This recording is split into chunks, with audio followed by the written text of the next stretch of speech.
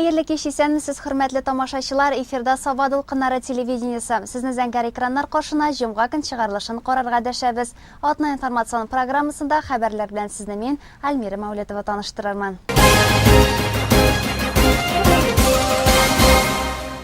Узган атнада районыбызның Сабантуй мәдәни күңел ачу комплексында Татарстан Республикасы президенты каршындагы эшмәкәрләр советы үзенең күчмә утырышын үткәрде. Тулырак алдагы материалда. Бизнес һәм хакимият исеме астында үтүче ачыктан-ачык сөйләшүгә Саба, Теләче, Кукмара, Питрәч, Балык бистәсе районнарыннан йөзләп эшмәкәр килгән. Очрашуда Саба муниципаль районы башлыгы Раис Миннеханов та катнашты. Сөйләшүне алып барган Татарстан Республикасы президенты каршындагы эшмәкәрләрнең хокукларын яклау буенча вәкил Тимур Нугманов мондый очрашуларны һәр даим уздырабыз. Эшмәкәрләрне борчыган сорауларны тыңлап, хәл итү юлларын эзлибез дип белдерде. Татарстан Республикасы буенча баш федераль инспектор Ринат Тимирҗанов үз чыгышында ачыктан-ачык сөйләшеп, проблемаларны бергә-бергә хәл итәргә кирәк дип ассызыклады. Что да, действительно, мы уже проехали, наверное, больше, чем пол республики, и встречались со многими предпринимателями. Кроме этого, вы знаете, что президент республики проводит совет при президенте республики, фактически двухквартально, куда в своей основе собирается 500-600 где-то предпринимателей. С другой стороны, присутствуют все руководители республики, в том числе руководители федеральных структур, которые находятся и работают в республике. И идет открытый диалог. Именно обозначаются проблемные моменты, как в законодательстве, так и в практике применения законов на территории как целой страны, так и республики. И нам бы и сегодня хотелось, чтобы у нас был конструктивный диалог, чтобы вы высказали свои некоторые позиции, может быть, предложения будут звучать, может быть, проблемы, может и нарекания в адрес, да. Мы со своей стороны старались ответить. Мондый очрашулар ачыктан-ачык сөйләшүләр нәтиҗәсендә эшмәкәрләр файдасына республикада проект төркемнәре эшләнә.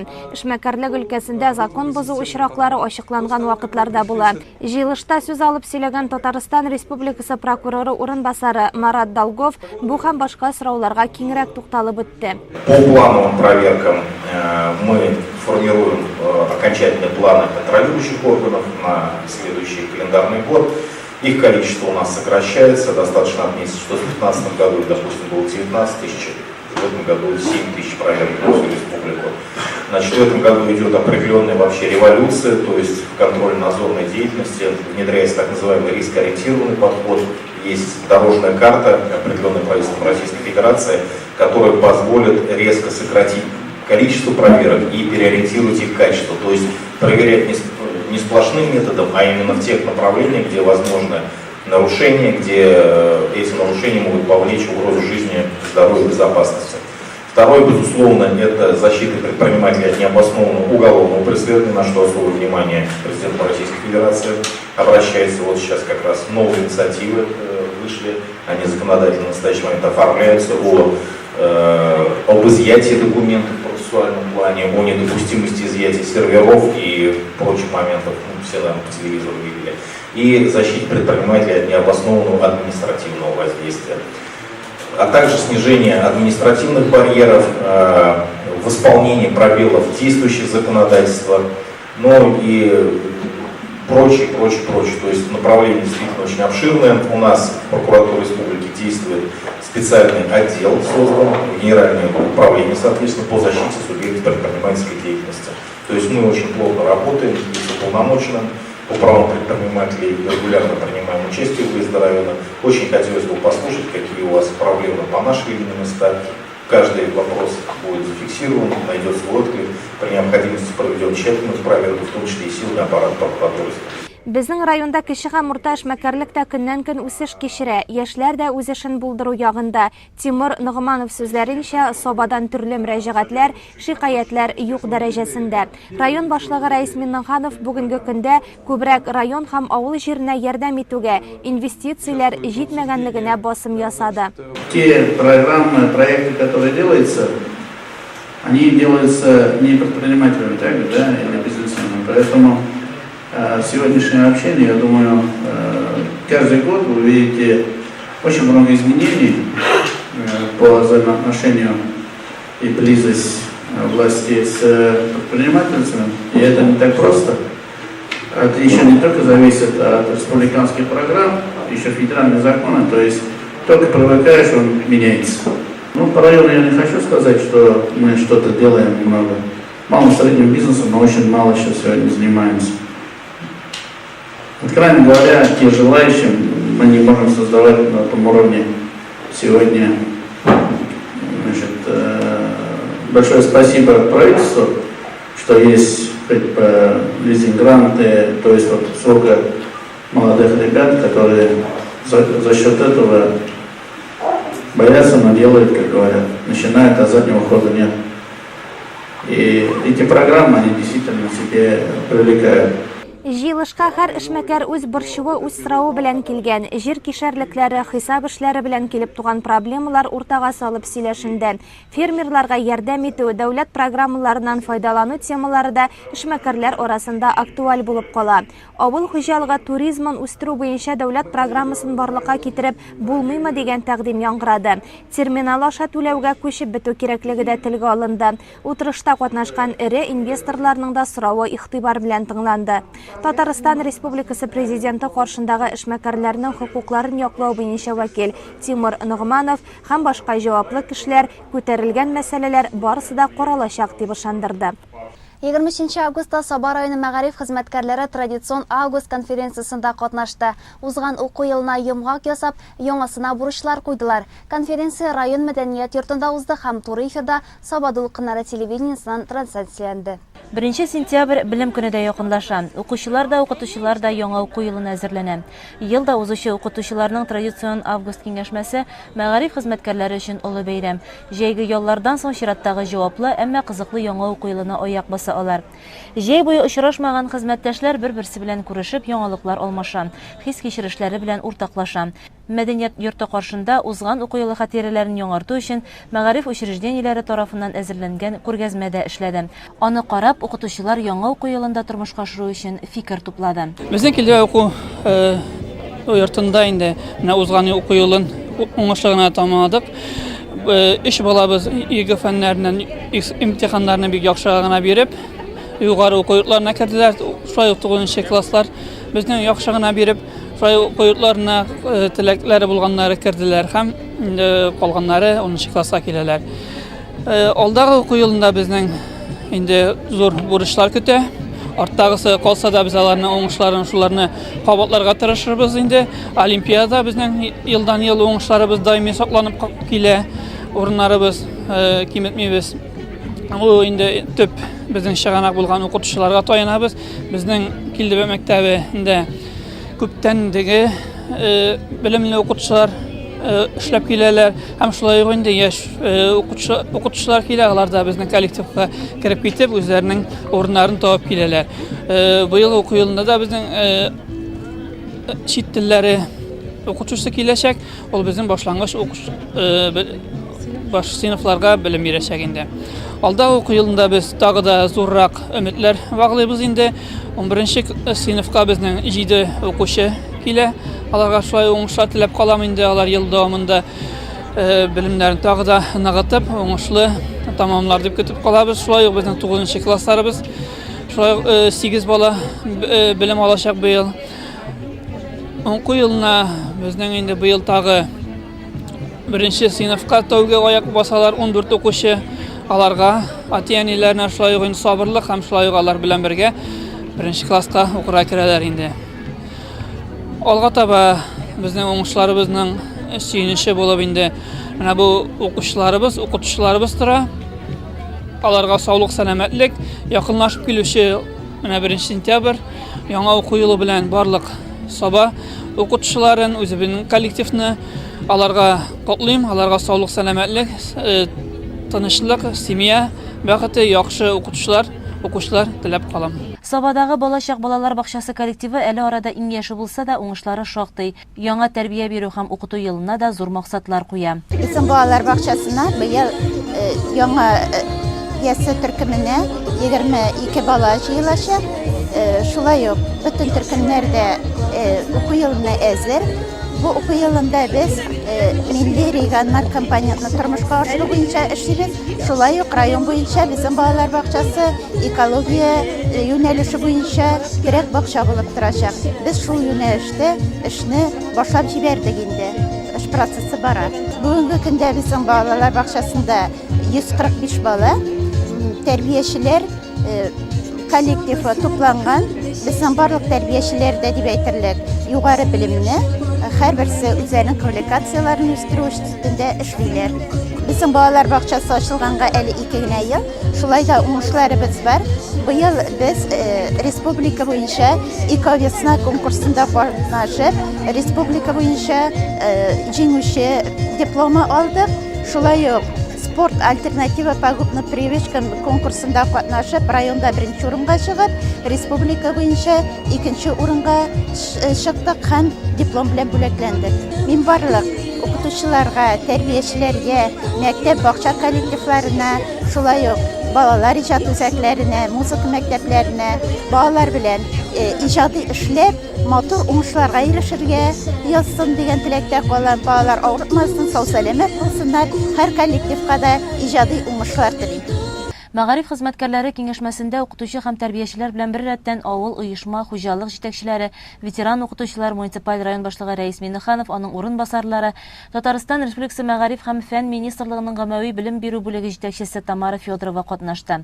2016-2017 уку елы нәтиҗәләре һәм 2017-18 уку елында мәгариф хезмәткәрләре каршында торган төп бурычлар турында район мәгариф идарәсе башлыгы Илфат Шакиров чыгыш ясады.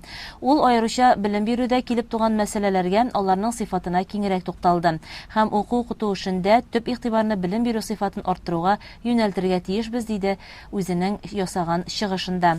Район башлыгы Рәис Миннеханов үз чиратында уку системасында булган проблемаларны хәл итеп, хаталар өстендә ныклап эш алып барырга дигән фикерен җиткерде. Рәсмилештән соң тәбрикләүләр булды. Сәхнә түрендә лаеклы ялга китүче укытучыларны кытладылар. Аларның хезмәтенә зур бәя биреп, рәхмәт сүзләре җиткерделәр. Яңа уку елында районыбыз мәктәпләрендә 32 яшь белгечләр белем бирәчәк. Тантанада алар белән дә таныштырдылар. Шулай ук үз хезмәтләрендә зур нәтиҗәләргә ирешкән мөгаллимнәрне, өстәмә белем бирү укытучыларын да сәхнә түренә чакырып тәбрикләделәр, бүләкләр тапшырдылар. Яңа уку елында һәр укытучыга, укучыларының уңышларына, үз хезмәтләренең нәтиҗәләренә куанып, иҗади дәрт белән эшләргә насыйп булсын. Авыл хуҗалыгында кызу урак өсте дәвам итә. Һәр техника комбайн тулы кешенә эшли. Бөртеклеләр, кузаклыларны да вакытында җыйнап алырга кирәк. Тиздән көзге чәчү вакыты да килеп җитәр. Кыскасы, игенчелектә бу көннәрдә эшнең очы-кырые күренми диярлек. Безнең иҗат төркеме шушы көннәрдә җаваплыгы чикле туган як җәмгыятендәге эш барышы белән танышып кайтты. Август җитте, эш җитте, урак җитте, җәй бетте диләр. Игенче чын елның иң җаваплы чоры башланды һәм бу кара көзгә кадәр дәвам итәчәк. Туган як җәмгыятендә 1 гектардан 30 центнер уңыш җыеп алалар. 2242 гектар бөртеклеләрнең 1000-гә якын гектарында эш башкарылган. 483 гектар арыш, 202 гектар көзге бодай җыеп алынган. Борчак быел биредә 324 гектар мәйданда утыртылган. Аның 90 гектарын эш итәсе бар. Бу көннәрдә 685 гектарда арпа, 313 гектарда бодай, 245 гектарда сулы сугыла. Һәркем хезмәттә, максатлары һава торышы яхшы булганда, игенне югалтуларсыз җыеп алу. Хуҗалык агрономы Рөстәм Ганиев инде 25 ел үз вазифасын җиренә җиткереп башкара. Эш оештырылган, иң мөһиме техника гына сынатмасын. Безнең хуҗалыкта инде 2242 гектарда бөртеклеләр игелә. Хәзерге вакытта 930 гектарын сугып алдык. 41% уңыш җыеп алынды. Уртача уңыш күрсәткече 30 центнердан югары. Алдагы погода әйбәт тора инде. Алдагы көннәрдә дә уңай табигать шартлары булып, исән-сау җыеп алырбыз дип торабыз инде. Уңышлар бик әйбәт, ел әйбәт килә. Егетләр тырышып эшлиләр. Хәзер вакытта 7 комбайн безнең басуларда сугу эшләрен башкара инде. Ашлыкны инде основном җыябыз ындыр табагына, кыры ашлыкны складларга туплыйбыз. Шулай ук инде дымлыракларын сабага менеп киптерәбез. Саба җәмгыятенең киптерү агрегатында. Булай основном егетләрнең, игенчеләрнең настроениесе әйбәт. Исәсе уңышны җыеп алырга ясын. Игенчеләр иртәнге 5-тән чык төшкәнчегә кадәр хезмәттә. Кырда җәмгыятьнең 3 полиция, Сабай җәмгыятенең 4 New Holland комбайннары эшли. Бертөклеләрне 6лап КАМАЗ машинасы ындыр табагына ташу белән мәшгуль. Армияга киткәнче Нива комбайнында эшләп киттем. Анда ел ярым армияда служб кайтканнан соң хәзер менә шушы полиция комбайннары бирделәр. Моның 3нче сезоны инде. Шушы комбайннарда эшләп йөрибез хәзерге вакытта. Былтыр 12 мең ситнер суктырган идек. Быел менә әле убырка башланды гына. Хәзер 5 меңнән артык булып бара инде безнең ситнерлар. Шул әле эшләргә Алла бирсә. Мин 94 елда машинада утырып эшли башлаган идем. Башта 6 ел бензовоз машинасында йөрдем. Соляркалар ташып инде. Аннан соң менә инде 2004 елдан шушы КАМАЗ машинасында ел сайын уракта катнашам. Менә игеннәр бик мул, эшләү күңелле. Комбайннар эшләп торса, безгә дә эш була. Ашлык мул булгач, аның зарплатлары ятсага бит инде, зарплатларын вакытында бирәләр. Без канагат. Шулай алга таба да шулай эшләргә ясый инде, хәвеф-хәтәрсез.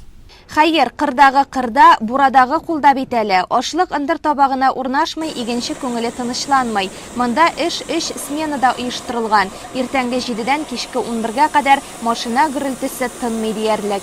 Безнең бүгенге көндә эш 3 сменада оештырылган. 12-шәр, 13-шәр кеше һәрбер сменада. Беренче сменада инде олырак яшьтәгеләр, пенсионерлар. Икенче сменага мәктәп укучылары килә, өченче сменага безнең студентлар, Казаннан кайткан төрле уку йортларында укучылар инде. Эш оештырыла.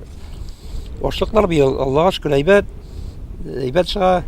Һәркем уттай кызу урак өстен үз вакытында тамамлау, киләсе ел уңышына нигез салу өчен һава шартлары уңай булсын дигән теләкләр белән яши. Туган як җәмгыятендә эшләүчеләргә дә уңышлы хезмәт көннәре телибез. Безнең ярдәмгә мохтаҗ кешеләр янәшә бездә бик күп. Алар кадер хөрмәт, ярдәм көтә. Яңа гына дөньяны таный, аңлый башлаган эчкерсез балаларга уңайлы шартлар булдыру, аларга җылы мөнәсәбәтебезне белдерү төп максатларның берсе булып тора. Ел сайын мәктәпләрдә үткәрелә торган мәктәпкә җыенырга булыш хәйрия акциясе да иң игелекле гамәлләрнең берсенә әверелде.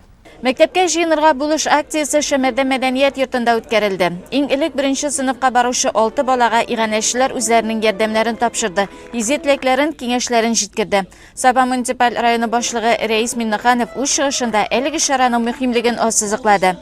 Фидая Шакированың улы Ислам быел Шәмәрдән лицейның 2нче сыйныфына укырга бара. Гаиләдә 4 бала үсеп килә һәм гаилә өчен мәктәпкә җыенырга булыш акциясе кысаларында тапшырылган ярдәмнең әһәмияте бик зур. Материальный помощьны 1нче мәртәбә алыгызмы? Юк, мин 1нче мәртәбә алмыйм. Моны ел сайын кабатлыйлар. Минем инде моңа бу 4нче бала минем, аңа хәтлек. Улы балаларым да бар.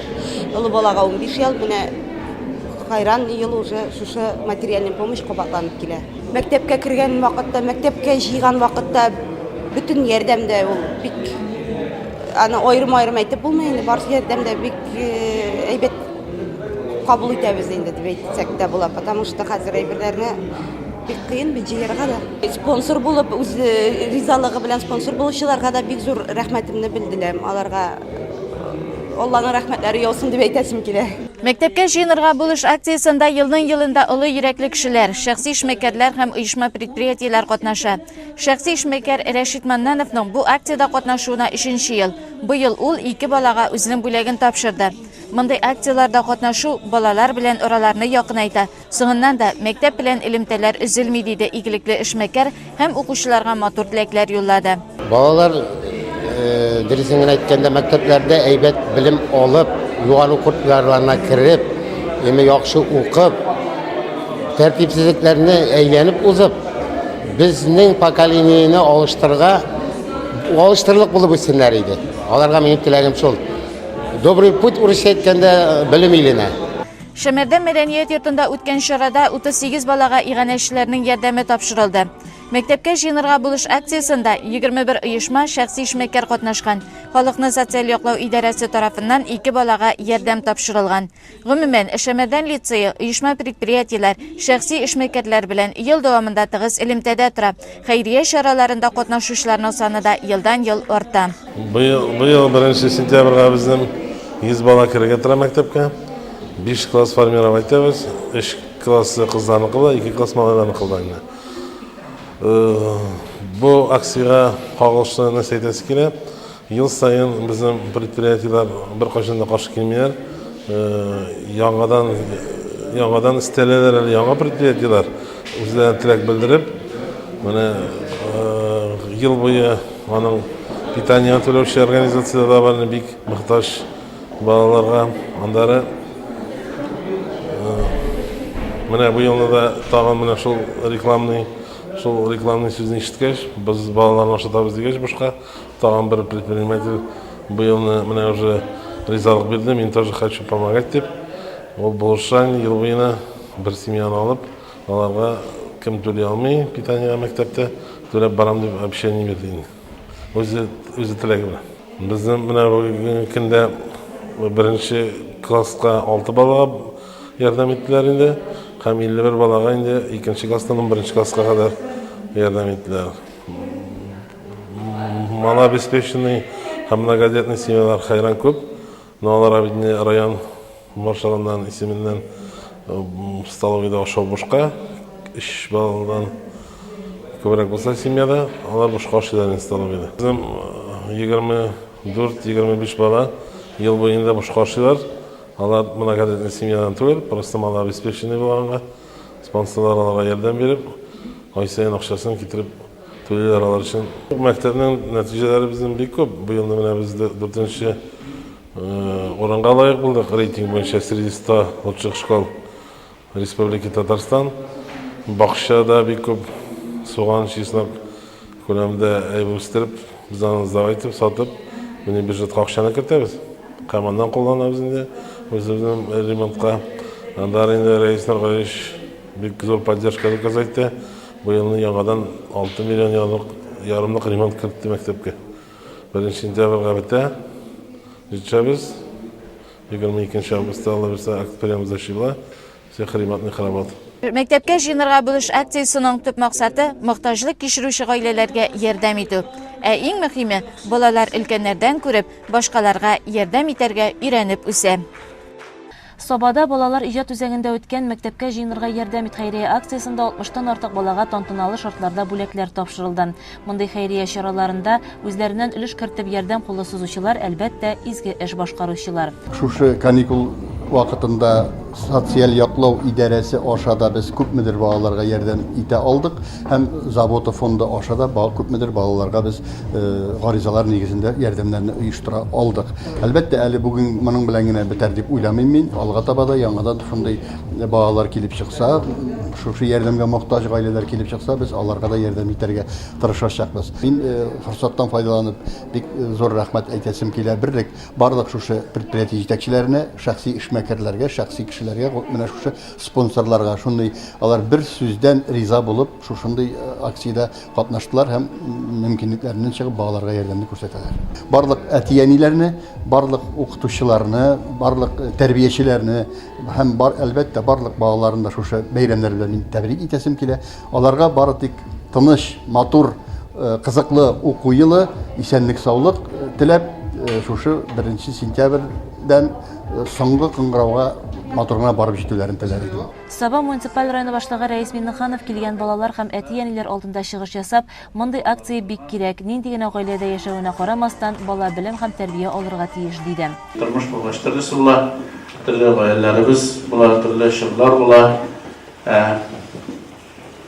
Киләчәгебез безнең балаларыбыз.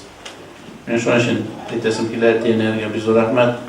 Нинди генә тормышта булсалар да, балаларны дөньяга китереп, аларга тәрбия бирү, шушы білім беруде үстәмә шушы үз өлешләрен бүлгән эшләргә аларга рәхмәтле.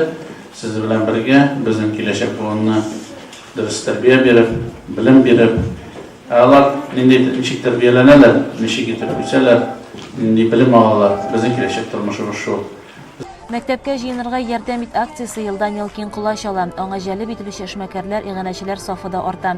Әлеге акциядә дә район үзәгендә үз эшләрен җәелдергән күп кенә эшмәкәрләр, оешма җитәкчеләре дә сабыйларның алдагы уку елына әзерлегенә өлеш кертте. Бүләк тапшыру балаларның концерт чыгышлары белән үрелде. Дөньяны яңа гына танып белә башлаган эшкерсез балаларга уңайлы шартлар булдыру, аларга җылы мөнәсәбәтебезне белдерү безнең төп максатыбыз. Өлкәннәр тарафыннан кайгыртучанлык, юмартлык, игътибар тоеп үскән сабыйлар киләчәктә үзләре дә чын шәхес булып формалашырлар. Мәктәпкә җыенырга булыш акциясын Явлаштау мәктәбе ел сайын көтеп ала. Чөнки әлеге акциядә елның елында Габдулла Кариев исемендәге яшь тамашачылар театры катнаша. Һәм бу эшнең башында авылдашлары, әлеге театр директоры Мансур Ярмиев тора. Әлеге акциядә катнашуны ул зур дәрәҗә дип саный. Беренчедән, гомер узган сайын туган җирнең кадере арта бара. Аның өчен ниндидер игелек эшлисе килә. Икенчедән, балаларны сөендерүдән дә зур куаныш була алмый дигән фикердә тора ул. Менә элеккеге олы кешеләр әйтсә, шушындай авыл, үзеңнең туган авылың җырларда җырлана торган, әкиятләрдә сөйләнә торган, дөрестән дә шулай икән. Менә үзебезнең яшь арта барган сайын, улны аңлый төшәсең. Авылның үзеңнең туган җирнең нинди якын икәнен, һәм шушыңар ничектер җан кертәсе килә авылга, ничектер менә шуларга булышасы килә, ничектер менә гел ашкына дип әйтәбез, күңелдәге менә ничектер йөрәк гел шушы авылдан аерылмый. Чөнки шушында ук туганбыз, шушының суын эчкәнбез, үзебезнең матур аны кайда гына йөрсәк тә гел шушы үзебезнең авыл белән чагыштырабыз да инде. Шуңар күрә бу безнең проект шушы мәктәпкә баручыларга булыш акциясына без чын күңелдән, мин генә түгел, үзебезнең артистларым да чын күңелдән риза, чөнки бала шатланганны күрүдән оннан да якынрак шатлык бар микән дөньяда. Мин үзем укытучы буларак әйтәсем килә, аларның шатланганы күзләрендәге менә шушындый шундый шатлык, яшьләре килү, ул инде күпкә тора. Монда без инде әйтеп киткәнемчә безнең шушы менә 7нче мәртәбә шушында кайттык инде. Менә бу ел әзрәк булып чыкты, менә киләсе елга үзебезнең ел сайын арта барадыр. Менә бу ел ничектер яшьләребез туктап торган вакыт булды микән, нинди елга туры килгәндер, ансын белмим, но киләсе елга 16 бала керә. Шуңар күрә аны инде безнең шуңар күрә без аны үзмәдек тә, ничә бала бар, шуңар күрә бөтен авыл халкына инде без аны бүтән вакытта көндез белән балаларга гына куеп китәдерик. Авыл спектаклебезне алып кайттык, өр-яңа спектакль Туфан Миңнуллинның. Габдулла Кариев исемендәге яшь тамашачылар театры беренче сыйныфка баручы һәр баланы сөендереп бүләк әзерли. Быел исә Явлаштау мәктәбенә 2 генә укучы беренче сыйныфка укырга киләчәк. Аларга һәм тагы берничә укучыга театр директоры Мансур Ярмиев һәм Сабад укыннары телерадиокомпаниясе директоры Әлфия Мөбәрәкова бик матур портфель, уку кирәк-яраклары һәм бүләкләр тапшырдылар. Сөмбел, укырга барасың киләме? Әйе. Әзерләндеңме инде мәктәпкә? Әйе. Бүген сиңа бүләк бирделәрме соң? Әйе. Дания, ничәнче класска барасың? Беренче. Әйе. Мәктәпкә барасың киләме соң? Әйе. Әйе. Мәктәпкә баргач ничек укырсың икән син? Әйбәт, бишлеге. Мәктәпкә җыенырга булыш акциясе авыл эшендә бәйрәмгә әйләнде. Габдулла Кариев исемендәге яшь тамашачылар театры аларга Туфан Миңнуллинның Супер кияү спектаклен тәкъдим итте. 19 август шимбә көнне Сабантуй спорт мәдәни комплексында Сабантуй спорт мәктәбенең конкурс буенча ачык беренчелек булып үтте. 19 август шимбә көнне Сабантуй спорт мәдәният комплексында Сабантуй спорт мәктәбенең конкурс буенча ачык беренчелеге булып үтте. Бәйгедә сабалылар белән бергә Алабуга, Чаллы шәһәрләреннән һәм Прикамнефть учреждениесе җайдаклары катнашты. Ярышлар бик лаеклы дәрәҗәдә үтте. Спортчылар үзләренең җайдак иярләүнең чын осталыгын күрсәтте. Токымлы атлар һәм җайдаклар 4 төрле маршрут буенча көч сынашты. Сабантуй спорт мәктәбе вәкилләре дә ярышларда уңышлы нәтиҗә күрсәтте. Үз яшь категорияләрендә һәм маршрутларында Айрат Шәйхиев Атаман кушаматлы атта 1-нче, 2-нче, 3-нче, Наталья Бәйрәмова Рисуна кушаматлы атта 2-нче һәм 1-нче, Кира Әхмәтшина Кристайл Прайд кушаматлы атта 2 тапкыр 3-нче, Алина Зәйнуллина Вейгуб кушаматлы атта 2-нче урыннарны алуга ирештеләр. Җиңүчеләр һәм призлы урын алучылар кубок, грамота, медаль һәм кыйммәтле бүләкләр алдылар. Бүген сезгә җиткерәсе яңалыклар шулар иде. Без сезнең белән саубуллашабыз. Исән-имин булыгыз.